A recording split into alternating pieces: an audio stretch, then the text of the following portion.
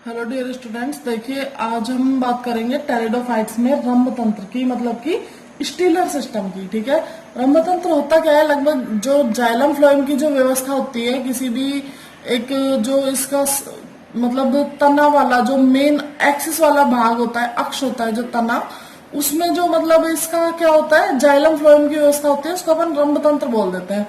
Pteridophytes के प्राथमिक अक्ष के केंद्रीय संवहनी सिलेंडर को, जो मतलब एक मेन तना होता है ना, उसमें जो संवहनी सिलेंडर होता है मतलब जाइलम फ्लोएम होता है, को प्राय रंभ के नाम से जाना जाता है।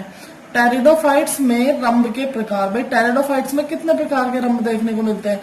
ईसु और स्मिथ के अनुसार भाई रंभ कितने प्रकार के? दो प्रकार के रंभ पाए गए हैं टेरिडोफाइट्स में। कौन कौन से? ठोस रंभ मतलब कि प्रोटोस्टील, और दूसरा है नाल रंभ मतलब कि साइफोनोस्टील। ठीक है, सबसे पहले हम देखें ठोस रंभ को, तो बहुत ही सिंपल सी बात है। देखिए इसका नाम से ही पता लग रहा है ठोस रंभ, और इंग्लिश में देखें तो प्रोटो। प्रोटो का मतलब जो बहुत ही आद्य है, मतलब प्रिमिटिव है। ठीक है, मतलब पहले बना था।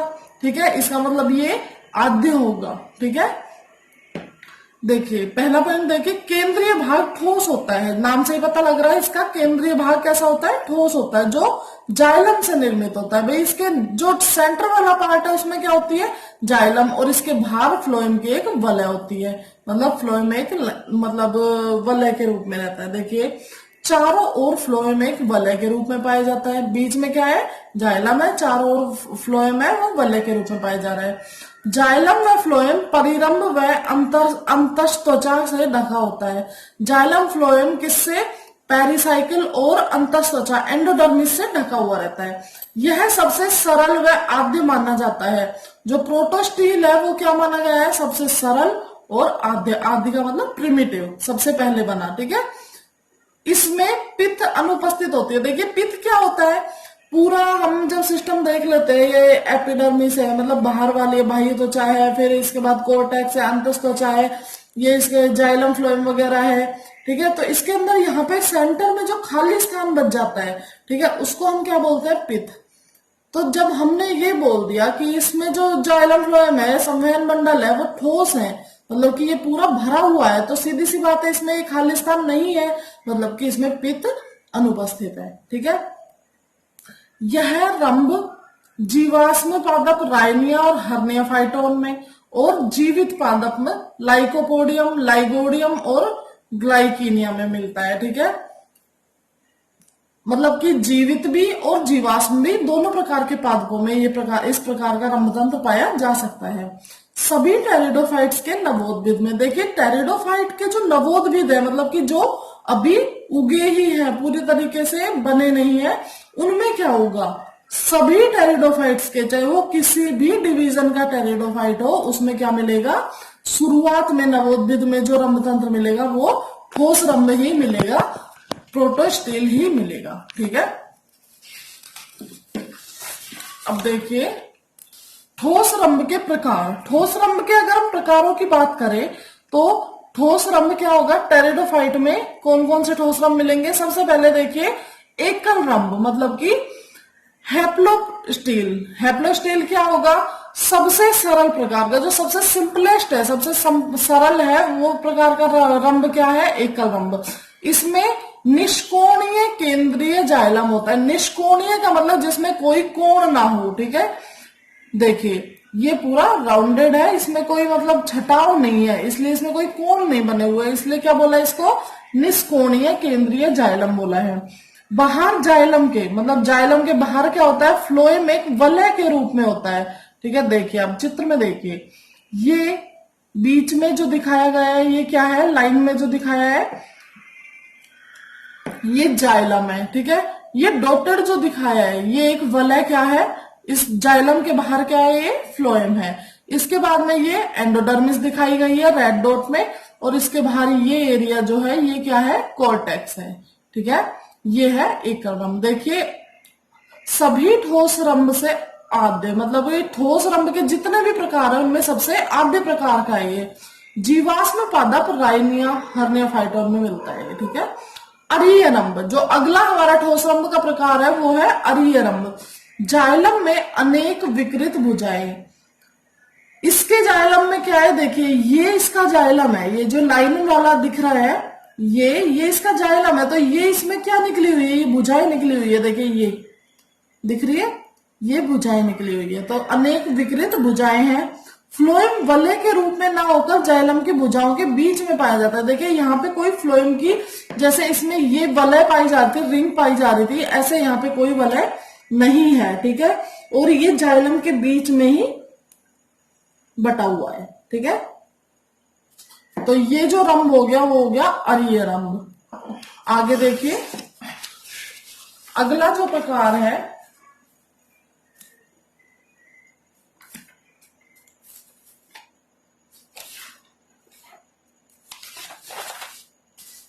वो है पटलित रंभ, पटलित या पट्टिल रंभ, ठीक है। इसमें क्या होगा, जो जाइलम है वो पट्टियों के रूप में होगा। देखिए यहाँ पे ये जाइलम की पट्टियां दिखाई दे रही है। जब ठोस रंभ का जाइलम अनेक छोटी छोटी पट्टियों के रूप में विभाजित हो, ये अनेक छोटी छोटी पट्टियां है, ठीक है। जाइलम पट्टियां परस्पर समानांतर क्रम में, ये एक दूसरे के समानांतर क्रम में व्यवस्थित है, ठीक है। ये देखिए ये जाइलम है, इसके बीच में ये जितनी भी जगह बच गई इसमें क्या रहेगा, फ्लोएम रहेगा। ये आ गई इसकी अंतःत्वचा और ये कोर्टेक्स वाला भाग। अब देखिए ये क्या है, हर एक चित्र में एक ये स्ट्रक्चर बनी हुई है, ये क्या है, पर्णट्रेस है। मतलब कि ये कोई अक्ष है तो इससे साइड में शाखाएं मतलब ब्रांचेस या फिर पत्तियां भी तो निकलेगी। तो ये वो निशान है, यहां से क्या निकली हुई है, पत्ती निकली हुई है, तो ये क्या है, पर्णट्रेस। अगर यहां से कोई शाखा निकली हुई है तो क्या बोल देंगे, इसको शाखा ट्रेस बोल देंगे, ठीक है। अब देखिए अगला मिश्रित ठोस रंभ, मिक्स्ड प्रोटोस्टील क्या होता है, कभी कभी ठोस रंभ का जाइलम, कभी कभी जो ठोस रंभ है उसका जाइलम है अधिक विच्छेदित होकर अनेक समूहों में बट जाता है। यहाँ पे ये जाइलम क्या हो, अब टुकड़े टुकड़े हो गए इसके, ठीक है, विच्छेदित हो गया बहुत ज्यादा। ये जाइलम फ्लोएम में अंतः स्थापित रहता है। देखिए ये जाइलम है, ये मान लो कि ये पूरी प्लेट किसकी थी, फ्लोएम की थी, और इसमें बीच बीच में कहीं कहीं किसके टुकड़े आ गए, जाइलम के। मतलब कि ये जाइलम फ्लोएम में अंतः स्थापित है इसमें। बाकी यही है, ये जाइलम है, फ्लोएम है, अंतःत्वचा है, कोर्टेक्स है और ये पर्णट्रेस है, ठीक है। ये हो गए हमारे ठोस रंभ और उसके प्रकार। आगे देखिए जो हमारा अगला रंभ है वो है नाल रंभ। जो दूसरा प्रकार है वो हमारा वो है नाल रंभ। यह ठोस रंभ का एक परिवर्तित रूप है। मतलब ये बना किससे है भाई, ठोस रंभ से ही बना है, उसी का ये एक परिवर्तित रूप है। केंद्रीय भाग में पित्त के विकास से, भाई अगर ठोस रंभ में बीच में अगर हम पित्त का निर्माण कर दे तो क्या बन जाएगा, नाल रंभ बन जाएगा। इसे पित्त युक्त रंभ भी कहते हैं, चूंकि इसमें पित्त बन गई है, ठीक है, तो ये क्या कहलाएगा, पित्त युक्त रंभ कहलाएगा। इसके केंद्रीय भाग में पित्त का विकास, इसके सेंटर में क्या हो जाता है, पित्त का विकास हो जाता है। पित्त के बाहर जाइलम व फ्लोएम की समकेंद्रीय परतें पाई जाती है। मान लो ये पित्त है, ठीक है, इसके बाहर ये जाइलम है, इसके बाहर ये फ्लोएम है, तो ये इनका सेंटर तो एक ही हो गया ना। ये गोला है, इसका भी सेंटर यही है, ये गोला है, इसका भी सेंटर यही है। तो क्या हुआ, जाइलम व फ्लोएम की समकेंद्रीय, मतलब जिसका केंद्र एक ही हो, परतें पाई जाती है। नाल रंभ के रूपांतरण देखिए, कितने रूपांतरण है इसके, नली रंभ, जाल रंभ और बहुचक्री रंभ। देखिए नली रंभ देखेंगे, नाल रंभ का ही एक परिवर्तित रूप, ये क्या है, नाल रंभ का ही परिवर्तित रूप है।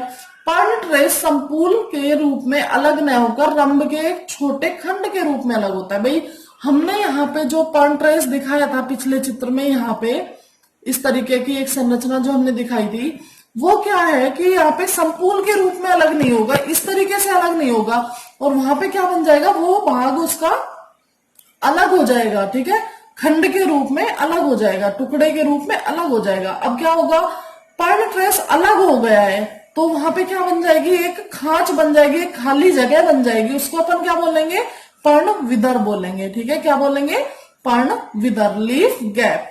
गैप का मतलब क्या होता है, खाली जगह।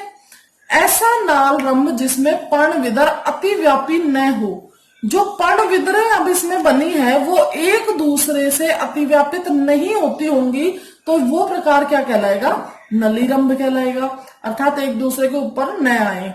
यह बहिफ्लोएमी या उभय फ्लोएमी हो सकता है। बहिफ्लोएमी का मतलब होता है कि भाई जाइलम अंदर है और फ्लोएम बाहर है, वो क्या है, बहिफ्लोएमी। और उभय फ्लोएमी क्या है कि जाइलम बीच में है, उसके अंदर भी फ्लोएम है और बाहर भी फ्लोएम है, तो वो क्या होगा, उभय फ्लोएमी। ठीक है, तो ये दोनों प्रकार के हो सकते हैं।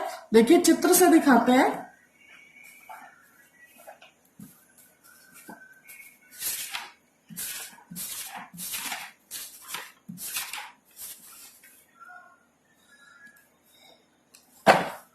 ये देखिए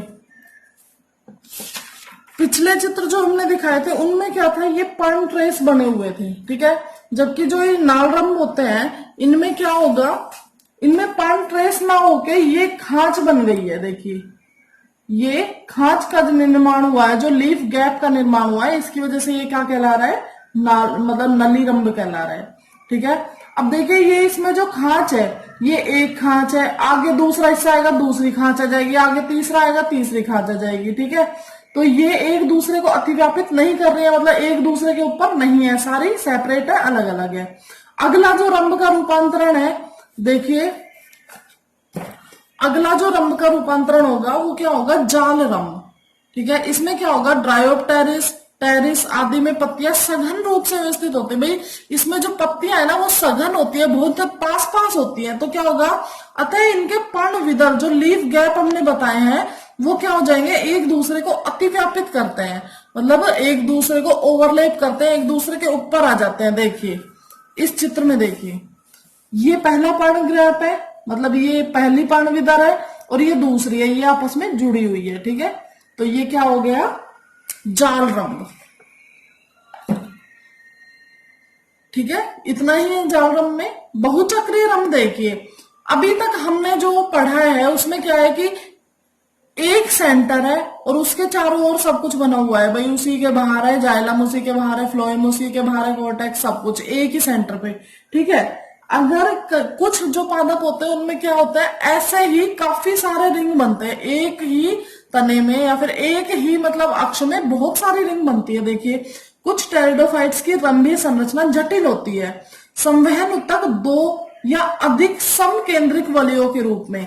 देखिए ये देखिए, ये एक वलय बन रही है, ये दूसरी बन रही है, तीसरी बन रही है, चौथी बन रही है। ठीक है, यहाँ पे बहुत सारे लीफ ट्रेस भी दिखाए हैं, लीफ गैप भी दिखाए हैं। ठीक है, तो अगर काफी सारे यहाँ पे ये जो समकेंद्रिक वलय बन जाए तो ये क्या हो जाएगा, बहुचक्री रंभ। अब जो बहुचक्री रंभ है वो नली प्रकार का, मतलब नलीरंभ भी हो सकता है, उसको अपन क्या बोल देंगे, बहुचक्री नलीरंभ। ठीक है, और बहुचक्री अवस्था जालरंभ में भी पाई जा सकती है, तो उसको अपन क्या बोल देंगे, बहुचक्री जालरंभ। ठीक है, तो बाकी का हम देखेंगे अगले लेक्चर में। Thank you.